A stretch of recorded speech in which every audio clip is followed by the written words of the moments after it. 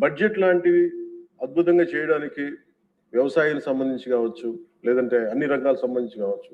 పయ్యావుల కేశవ్ గారు ఉన్నారు, అచ్చెన్నాయుడు గారు ఉన్నారు, గౌరవ ముఖ్యమంత్రి గారు ఉన్నారు, అపారమైన అనుభవంతో ఉన్న సభ్యులు ఉన్నారు.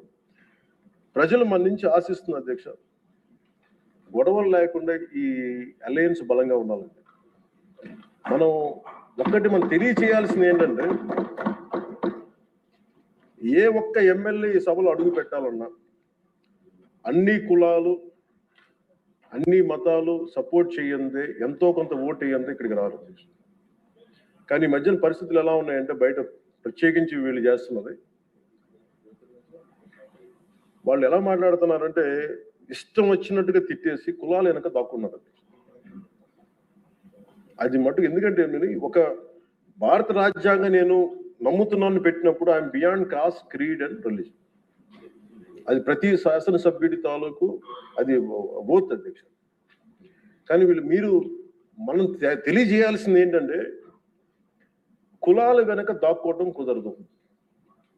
మీరు ఇష్టానికి తిట్టేసి ఇష్టానికి వచ్చి ఏదైనా తిరిగి అంటే మేము కులాల వెనక దాక్కుంటామంటే ఇలాంటి ధోరణి కనుక మనకు ఉంటే ఆంధ్రప్రదేశ్ ప్రజానికం నష్టపోతుంది.